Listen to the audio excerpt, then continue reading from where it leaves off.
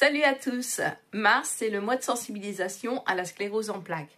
Et si on prenait un moment pour en parler autrement?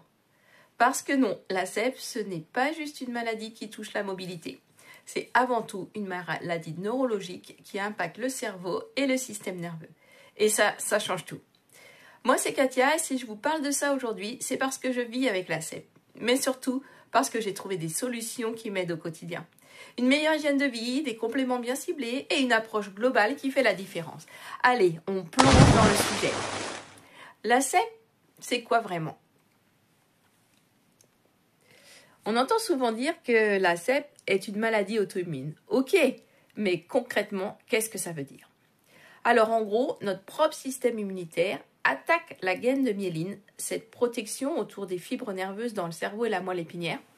Résultat, inflammation, cicatrices et perturbation des signaux nerveux. Et ça se traduit par quoi? Eh bien, fatigue, troubles cognitifs, vision floue, mobilité réduite, bref, un joyeux cocktail.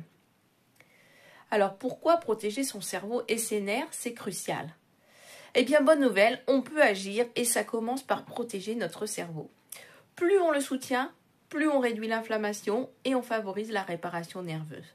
Et franchement, avec tout ce qu'on sait aujourd'hui sur la nutrition, le mouvement et la supplémentation, on aurait tort de s'en priver. Alors, les stratégies qui font la différence. Déjà, manger malin.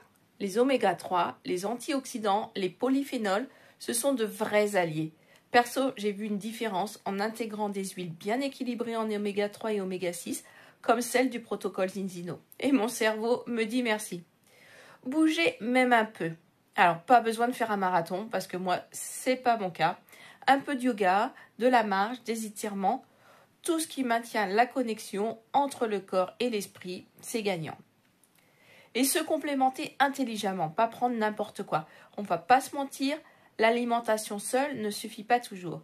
Moi, j'ai choisi des compléments ultra ciblés, comme ceux de Zinzino Exelis, avec des actifs naturels qui boostent la régénération cellulaire et qui surtout sont adaptés à ma propre condition, à la propre situation de mes cellules, que j'ai pu tester par test sanguin.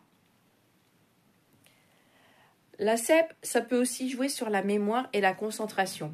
Mais notre cerveau est une machine incroyable, il peut s'adapter. On peut l'aider avec des jeux cérébraux, la méditation, une alimentation riche en nutriments essentiels et bien sûr en limitant le stress parce qu'il bouffe littéralement nos capacités cognitives. Prendre soin de ce moral et de son énergie. Alors je ne vais pas vous mentir, la SEP peut aussi être un vrai défi pour le moral. Mais il y a des solutions. Un bon sommeil, du sport, des moments de détente et un petit coup de pouce des bons nutriments pour garder l'énergie au top. Parce que quand on est fatigué H24, tout devient plus compliqué. Perso, j'ai trouvé un vrai plus avec certains compléments qui boostent les mitochondries. C'est une mini-centrale énergétique de nos cellules. Voilà, avec tout cela, il y a plein de façons d'optimiser sa santé cérébrale et nerveuse, même avec une SEP. Et vous, quelles sont vos astuces pour garder la forme et l'énergie? Moi, j'ai très envie de savoir ce que vous faites aussi. Dites-moi en commentaire et si vous voulez que j'approfondisse un sujet, alimentation, compléments, gestion du stress, faites-moi signe. Pensez à liker, partager et vous abonner et si ce contenu vous parle. On se retrouve très vite pour d'autres conseils bien-être. Prenez soin de vous.